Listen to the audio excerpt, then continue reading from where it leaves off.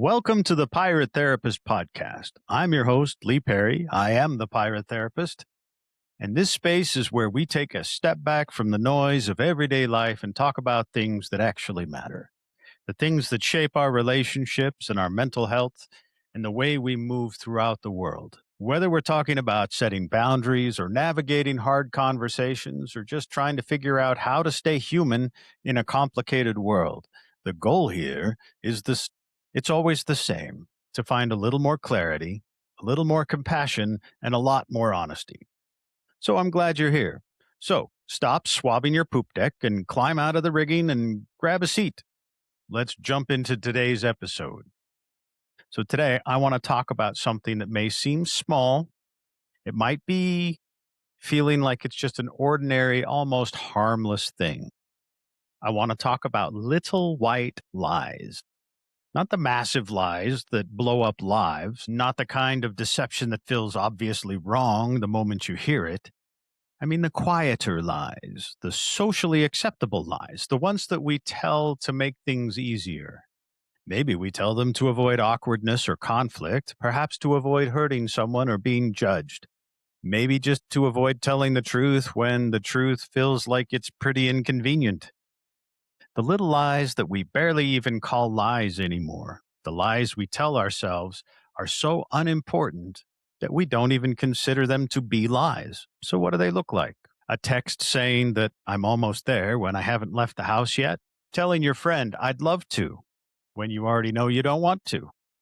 Telling your neighbor, no, it's no problem, when it's absolutely a problem?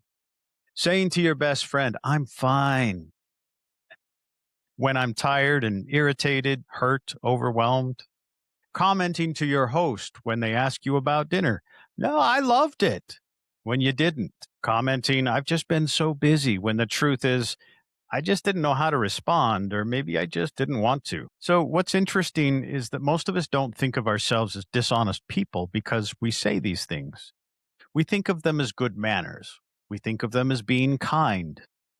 We think of them as using our social graces, and we tend to think of them as just little cushions that keep human interaction from feeling sometimes that's exactly what little white lies are trying to do. Sometimes a little white lie is really an attempt to protect someone's feelings or an attempt to soften a moment. Sometimes it's an attempt to keep life moving without creating unnecessary friction. But what do these little white lies reveal? Maybe they're not always as harmless as they seem. Maybe they tell us something a little deeper about our own fears, about our image, about how we try to apply some conflict avoidance. It may tell us just how much energy we spend trying to manage how other people feel about us. The real issue is not that the lie is small. Perhaps the real issue is what the lie is protecting. Maybe I say what is easiest because I don't want to disappoint someone, or I soften the truth because I don't want to look rude. I create a polished excuse because I don't want to admit what is actually true. I say what sounds kind when deep down I'm really just trying to stay comfortable myself. This is where things can get interesting because this is not just a conversation about honesty in some big dramatic moral sense. It's a conversation about everyday integrity. It's the gap between what I feel and what I say.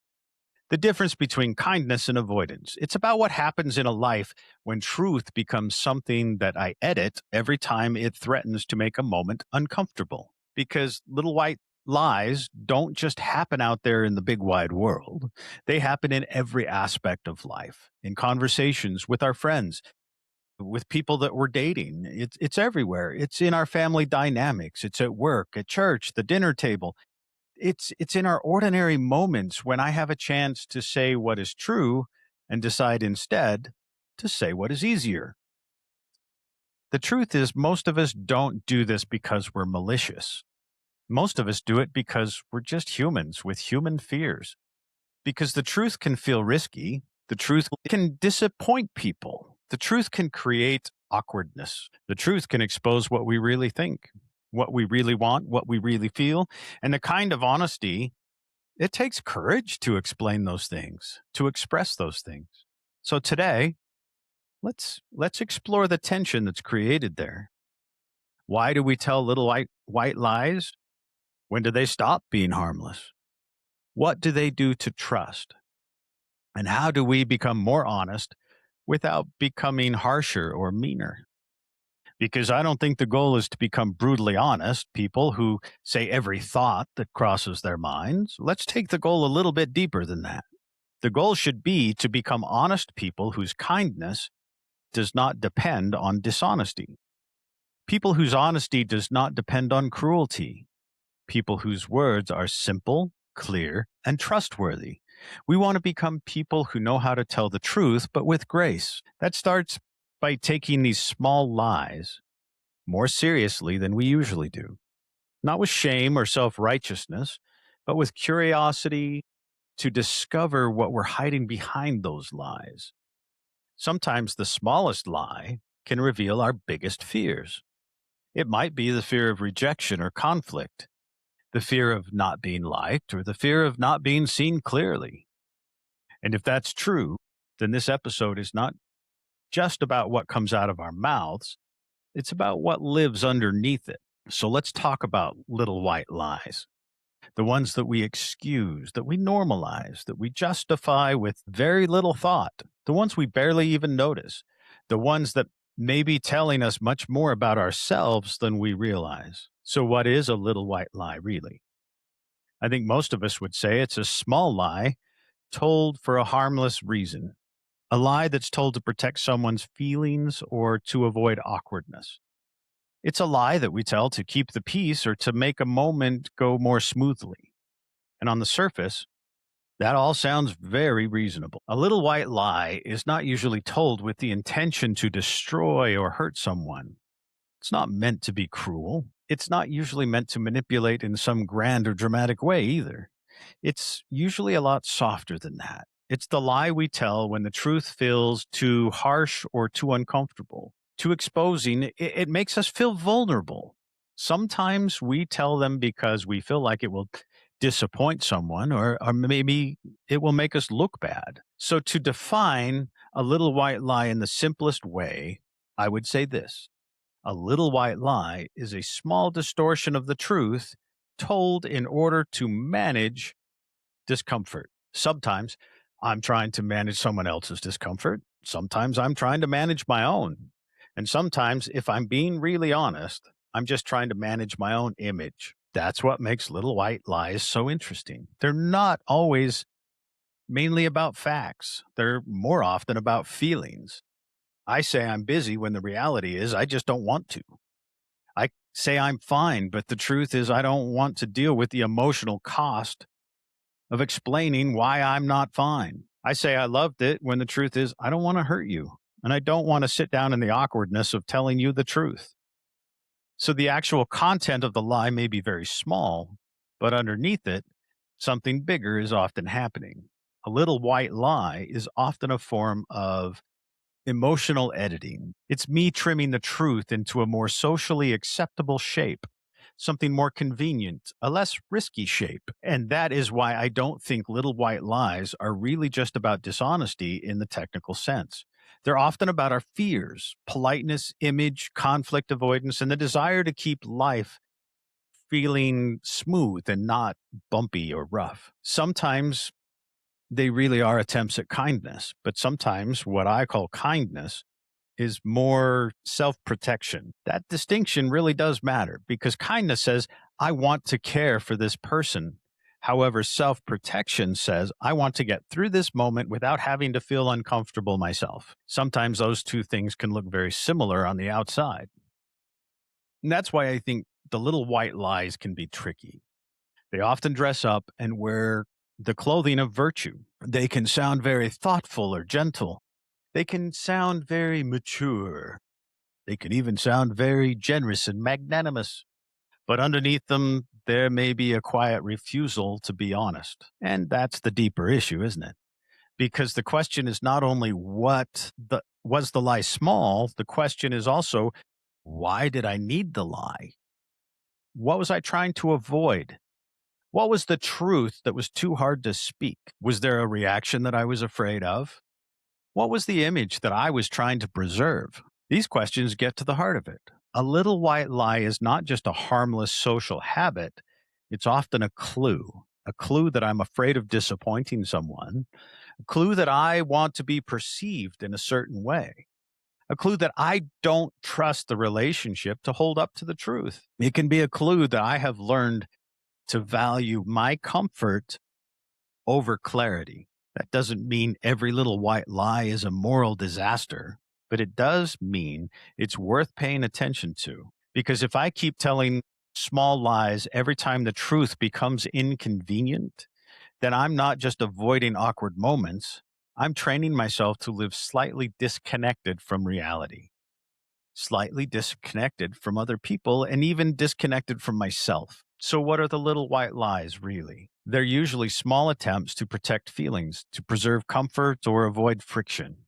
But very often, they come, they are also windows into what I fear, what I avoid, and how difficult truth can feel when I want life to stay easy and comfortable. That's why they matter. Not because every small lie is enormous, but because even small lies can reveal deeper habits shaping the way that I relate to truth. Once I understand that, the next question becomes obvious. Why do I tell them in the first place? If I know that honesty matters and I value truth, if I genuinely want to be a person of integrity, why do I still catch myself telling these small, polite lies? When I look closely at my own life, I realize that almost every little white lie I tell can be traced back to one of three things: protection, perfection, or peace. So let's start with protection. Sometimes I tell a little white lie because I'm trying to protect someone else. I don't want to hurt their feelings. I don't want to embarrass them. I'm not trying to be the reason that they feel rejected or discouraged. If someone gives me a gift that I don't like and I say, "Oh, I love it. Thank you very much." I'm not trying to be malicious. I'm trying to protect their happiness. If someone asks how they look and I know they're already feeling insecure, I might soften the truth because I want to protect their self confidence. Honestly, in those moments, the lie feels like love. It feels like I'm showing that I care, like I'm choosing the relationship over factual accuracy. But protection goes both ways. Sometimes the person I'm really trying to protect is myself. I tell a little white lie because I want to protect my time. I say, I have a scheduling conflict when the reality is I'm just exhausted and I want to stay home. I tell a white lie because I want to protect my privacy. Someone asks me an intrusive question, and instead of saying, I don't want to talk about that, which feels aggressive, I give a vague, slightly untrue answer just to get them off of my back. I tell a little white lie because I want to protect myself from being judged. I say I've read a book I haven't read or pretend to understand a reference that I don't understand because I don't want to look foolish or ignorant in that moment. And that brings me to the second reason: perfection. Or maybe a better word for it would be image. I tell little white lies because I want to be perceived as easygoing and accommodating, very low maintenance, that I'm always available and always enthusiastic and positive. If a friend asks, "Do you mind if we change our plans?" and I say, "Not at all," when it's actually a huge inconvenience, I'm telling a lie to maintain an image. I want to be the friend who never complains. If someone asks me for a favor that crosses a boundary and I say, "Sure, I can make that work," when I know it's going to cause me a massive amount of stress, I am lying because I want to be seen as generous and capable. The lie helps me perform a version of myself that I think people will like better than the real me. That can be hard to admit because it means that sometimes my niceness is actually just performative. It means that sometimes I'm more committed to being liked than I am to being honest. And the third reason that I tell them lies, and this might be sometimes it might be the most common one, is just peace. I tell white lies because I hate conflict. Truth creates friction. It can cause disappointment. Truth requires an explanation. And if I tell someone the truth that they hurt me, that I don't agree with them or that I can't meet their expectation, I have to deal with the fallout of that truth. I have to deal with their reactions. I have to manage that awkward silence. I need to sit there in that tension, and tension is exhausting. So instead, I reach for the easiest tool available to make that tension go away. A little white lie is the safest and fastest way to get out of an uncomfortable moment. It's an exit strategy. I say it's fine, don't worry about it. Because saying, actually, I'm upset means we have to have a 30-minute conversation that I don't have the energy for right now. When I say I totally agree because disagreeing means starting an argument that I know won't change anyone's mind, I tell the lie to keep the peace. But here's what I've learned the hard way. When I tell a lie to keep the peace, that peace is usually very temporary. The peace is usually fake because true peace in a relationship only comes from being known. And you cannot be known if you're hiding behind a small shield of polite deceptions. When I look at protection, perfection, and peace, I realize that none of those motives make me a terrible person. They just make me human. They make me someone who prefers comfort over awkwardness. But they also reveal a lack of trust. When I tell a little white lie, I'm essentially saying that I don't trust that this relationship is strong enough to handle the truth. I don't trust that you can handle my honesty. I don't trust that I can handle your disappointment. That's why these lies matter, because every time I choose comfort over truth, I'm choosing an easier moment at the expense of a deeper connection. But I want to be fair here. I really do. Because the truth is, there are times when little white lies feel completely harmless. In fact, there are times when telling the absolute unfiltered truth might actually be the wrong thing to do. So let's talk about that tension. I think that if we're going to talk, or if we're going to have an honest conversation about this, we have to admit that there are times when little white lies genuinely seem harmless because the alternative, telling the unvarnished absolute truth in every single interaction, sounds exhausting and frankly a little cruel.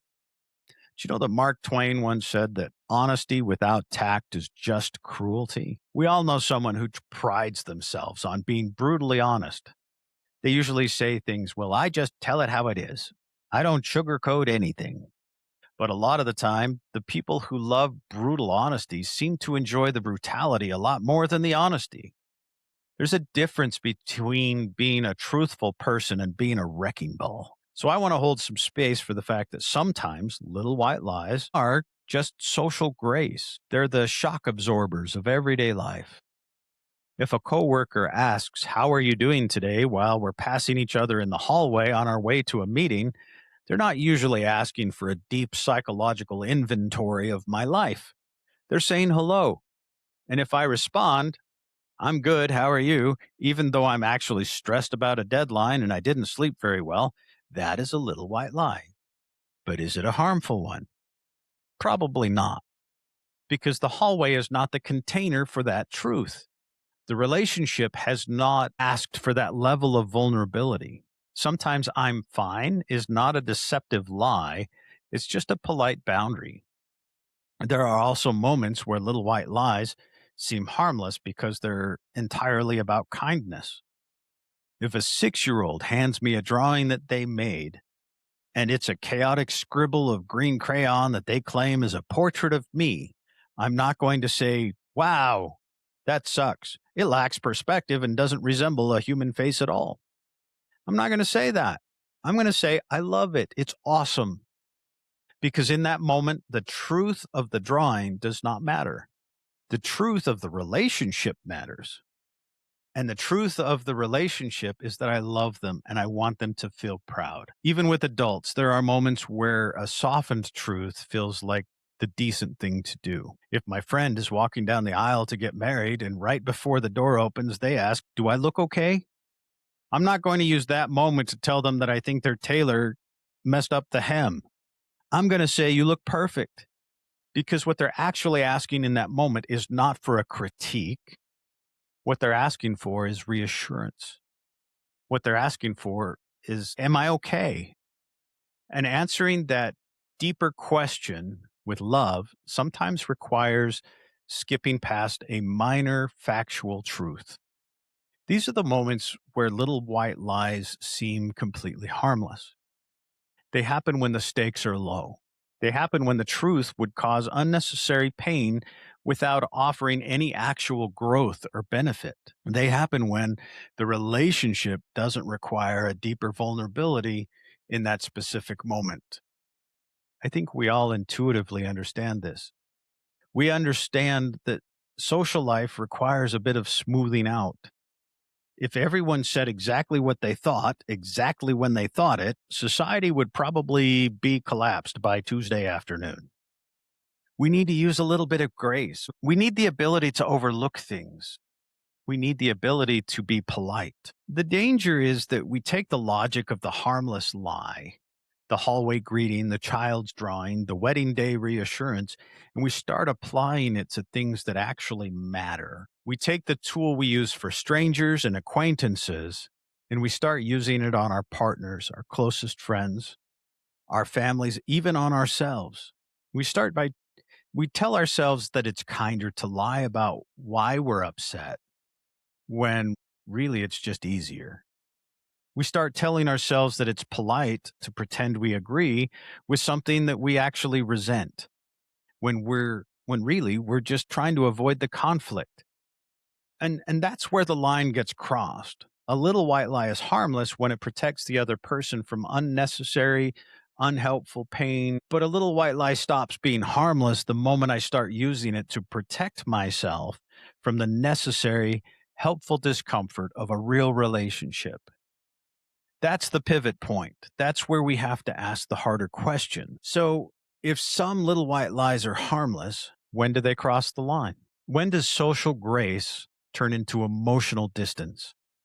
The line gets crossed when the lie stops being a rare exception and starts becoming the norm, or the part of your it's your go-to part of your strategy. A small lie told once to spare someone's feelings is usually harmless, but a small lie told repeatedly to avoid conflict or protect your image begins to change the actual shape of your relationships. The harm doesn't usually happen all at once. It happens over time by accumulation. Imagine building a wall between you and the people you love. A little white lie is not a giant concrete block. It's like a little single sheet of paper. One sheet of paper between you and someone else doesn't block your view. It doesn't stop you from knowing them, and it doesn't feel like much at all. But if you slide another piece of paper in between you every time you want to avoid a hard conversation, another sheet every time you say you're fine when you're feeling hurt, another sheet every time you agree to something that you don't want to do and you resent doing, another sheet every time you pretend to be the easy, accommodating person instead of the real and genuinely complicated person. Eventually, you'll have a stack of paper a foot thick. One day, you'll look up and realize that stack is so big you can no longer see the person on the other side, that they can no longer see me. That is how little white lies can become harmful, because they become harmful because they create an alternative version of reality. If I'm constantly telling you what I think you want to hear instead of what's actually true, then you're no longer in a relationship with me. You're in a relationship with an avatar that I have created just for you.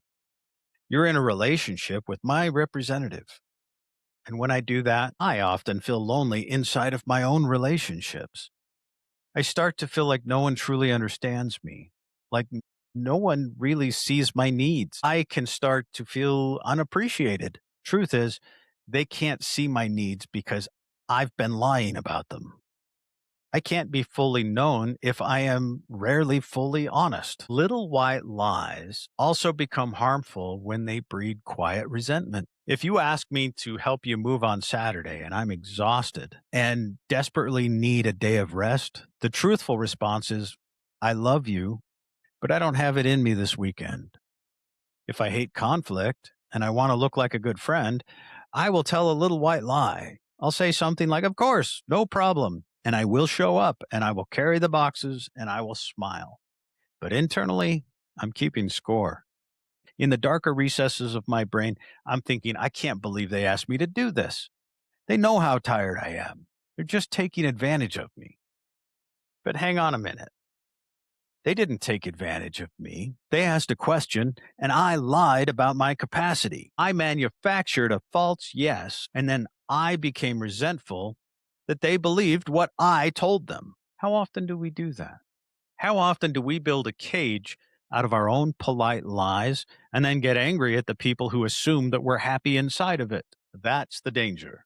When little white lies become a habit, they stop protecting the relationship. They actually start poisoning it with unspoken tension. They also cross the line when they prevent the other person from growing or from knowing the reality of their own life. This is a hard one, especially in marriages or close friendships.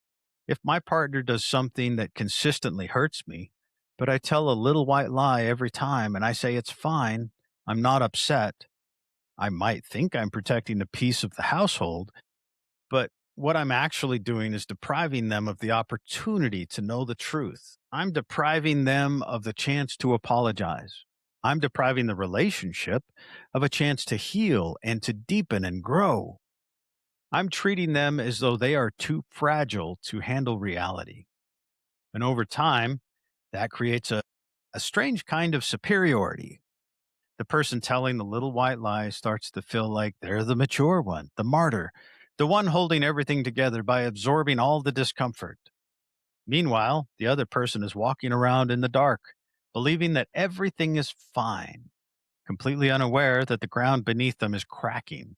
That's not kindness, that's avoidance. And that's exactly when the little white lie stops being a social grace. It stops being grace the moment that we use it to hide. And when we hide long enough, we eventually run into other major consequences of these lies. We have to talk about what the lies do to trust because trust isn't broken by giant dramatic betrayals. Sometimes it's eroded by thousands of tiny cuts, a thousand small lies over time. One of the places little white lies have become most normalized is on social media. And what makes this tricky is that social media doesn't usually ask me to tell outright lies.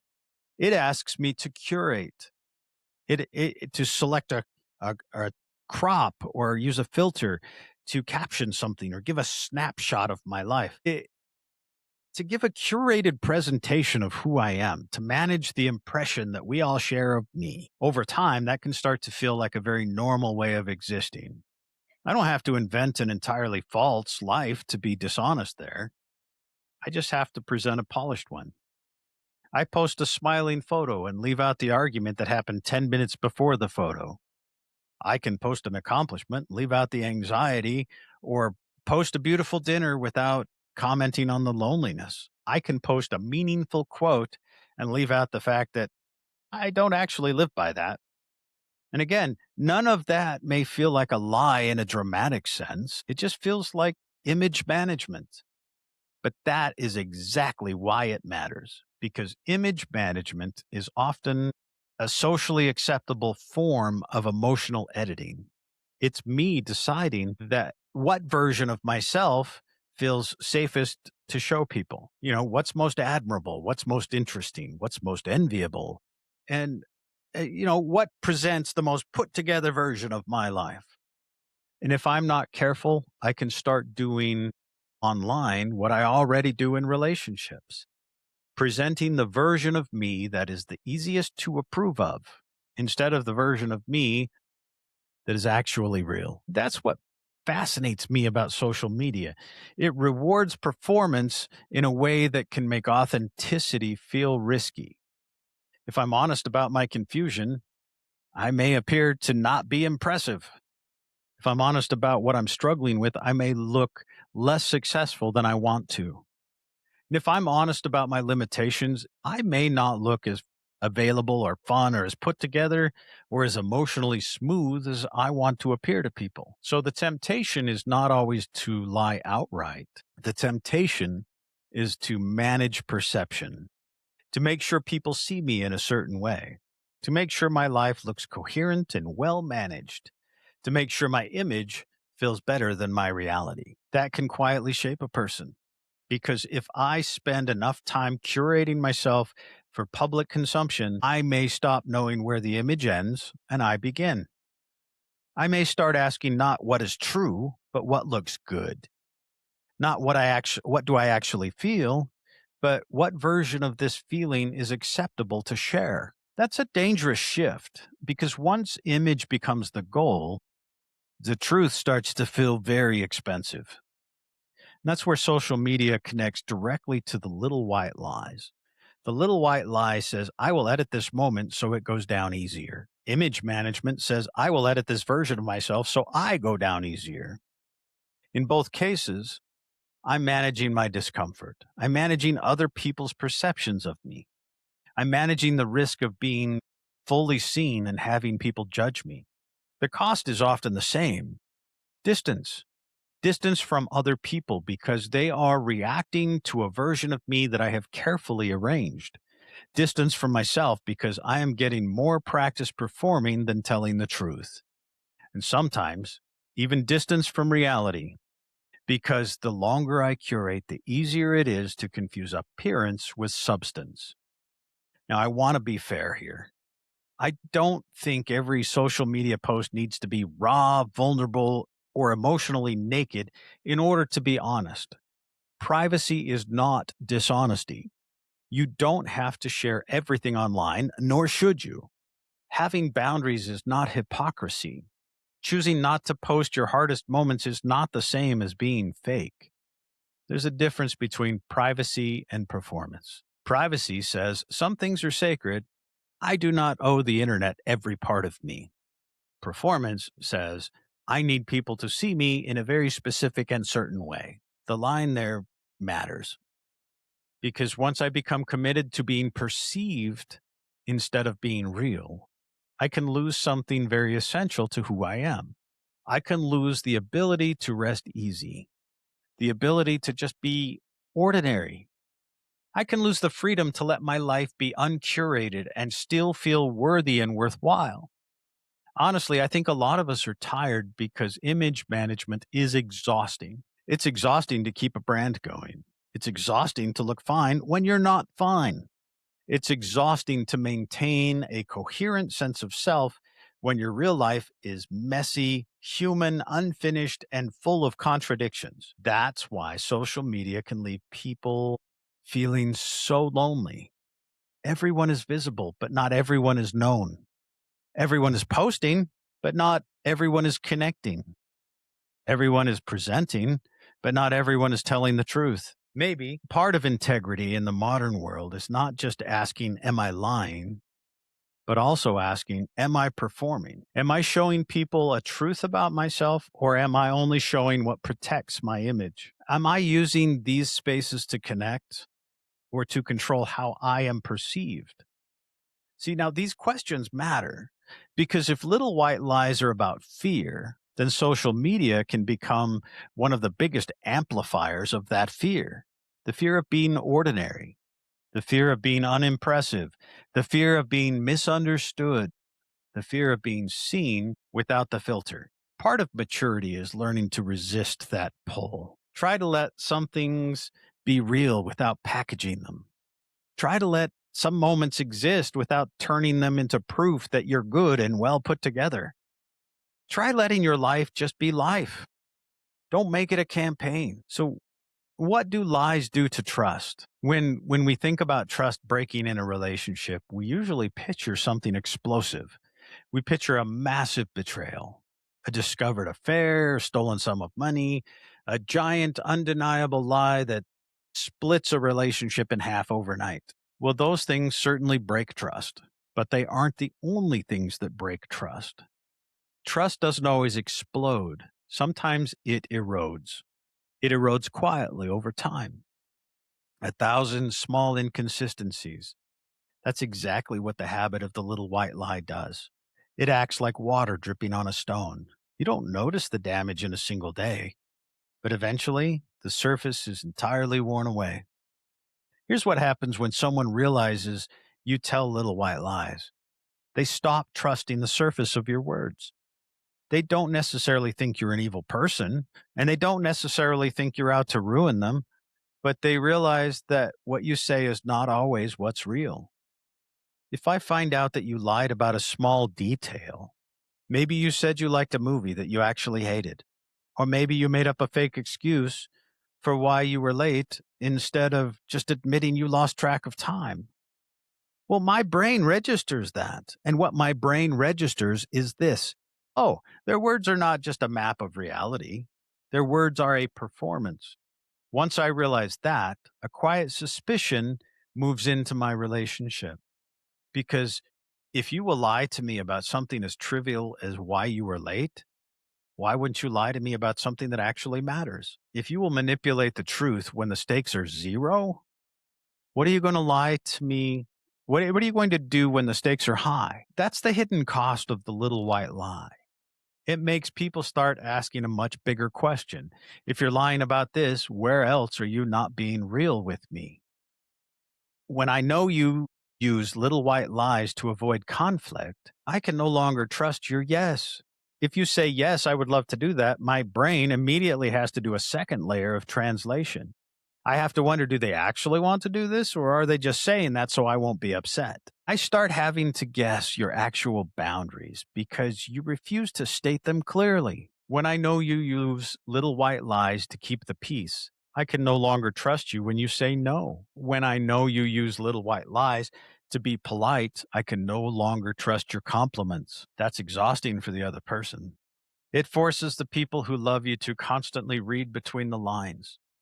They have to become emotional detectives, looking for micro expressions or changes in your tone, trying to figure out what you actually mean because they don't know if they can trust what you actually say. You might think you're making the relationship easier by smoothing things over with a little white lie, but you're actually making the relationship a lot heavier because you're forcing the other person to carry the burden of translation. Eventually, that translation is going to exhaust people.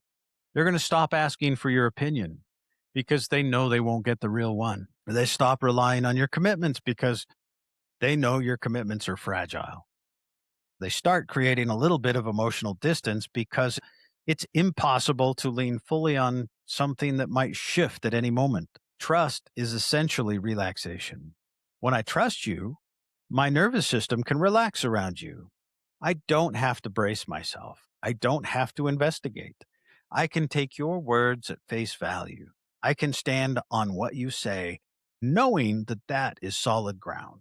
Little white lies remove the solid ground. They turn the relationship into a swamp.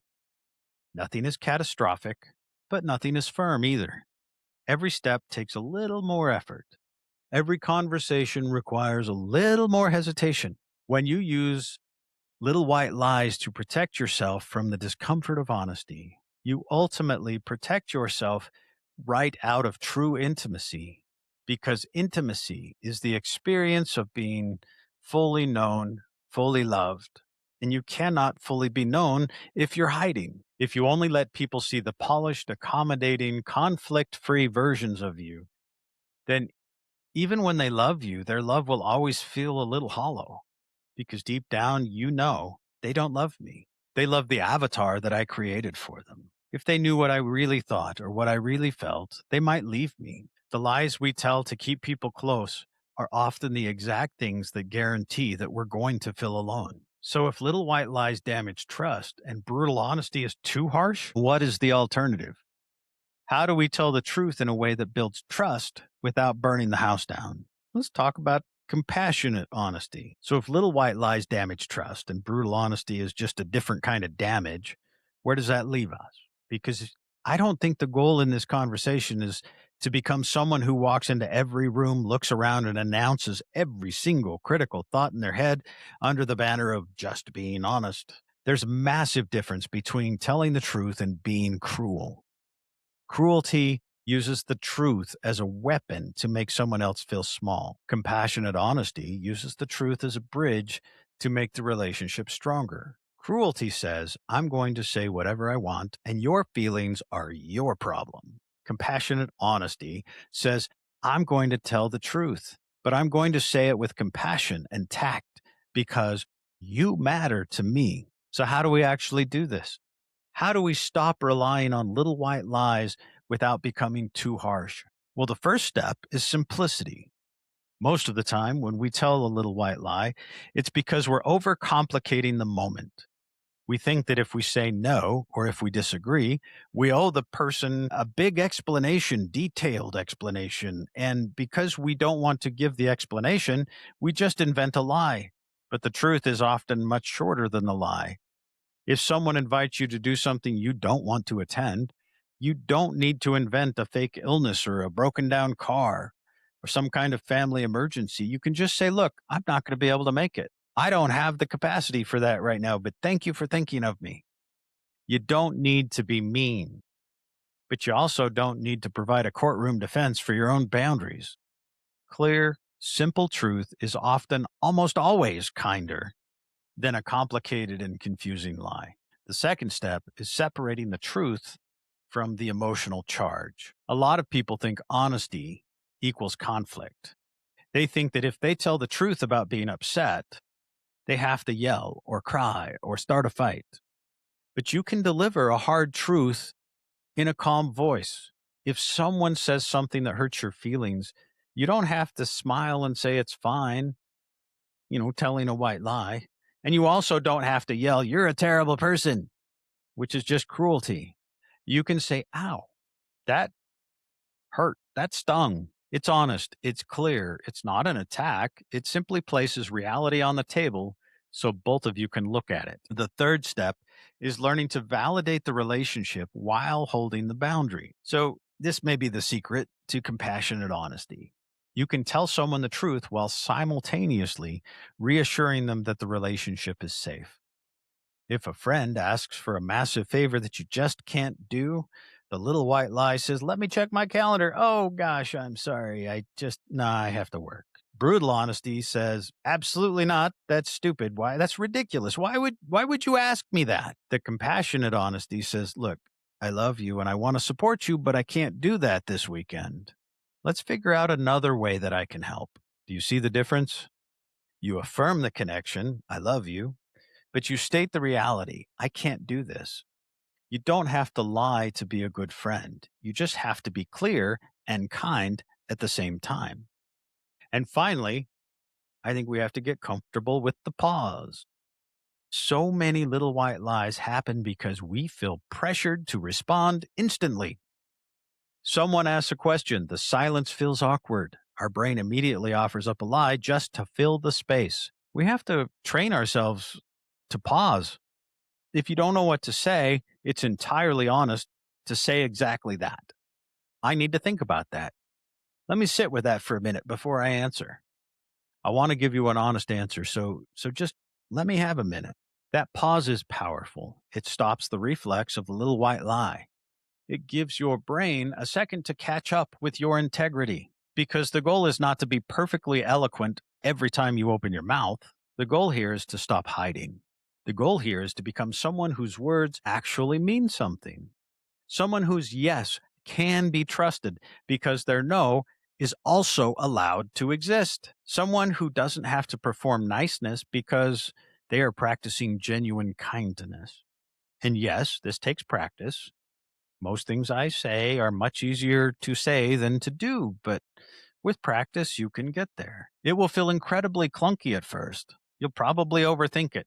You might accidentally sound a lot stiffer than you intend to, but over time, it gets easier because truth is light. Lies are heavy. You have to remember them. You have to maintain them. You have to constantly manage the gap between what you said and what is real. But the truth? Truth requires zero maintenance. Once you say it, it just exists. There is a profound peace in becoming a person who no longer has to manage the narrative.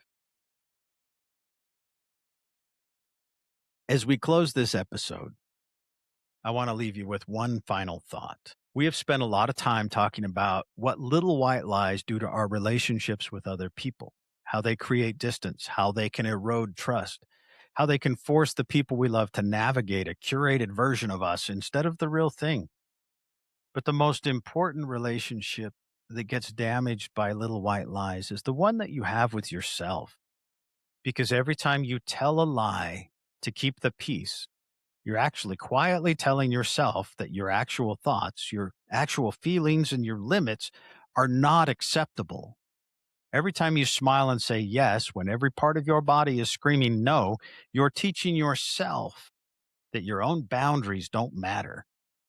Every time you shrink your truth to fit into someone else's comfort zone, you're abandoning yourself just a little bit more, and you cannot abandon yourself all day long and then expect to feel grounded and at peace when you lay down on your pillow at night. A life built on small avoidances eventually start to feel like a very small life. So my invitation for you this week is not to go out and start a dozen unnecessary arguments. My invitation is simply to just start paying attention.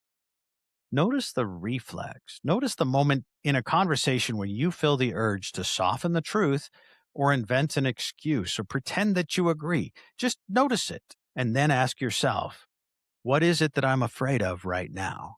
Am I afraid of disappointing them? Am I afraid of creating a conflict with them?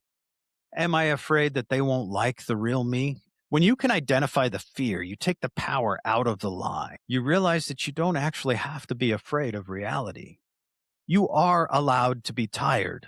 You are allowed to not want to go to the thing. You are allowed to disagree. And you are allowed to have feelings that are inconvenient for other people. You do not have to apologize for existing as a full, complex human being. When you finally start telling the truth, simply, calmly, and kindly, the right people are not going to leave. In fact, they're going to step closer because for the first time, they will finally have solid ground to stand on with you. It takes courage to stop hiding behind polite little lies. It takes courage to let yourself be seen. But the freedom on the other side of that courage is worth everything that it costs to get there. Thank you so much for listening to me today. If this episode made you think differently about how you communicate, I'd love for you to share it with a friend or a partner or anyone that you want to build a more honest relationship with. But take care of yourselves, tell the truth, but be kind. And I will catch you on the next episode when the pirate therapist dinghy rows into your harbor once again. Until next week.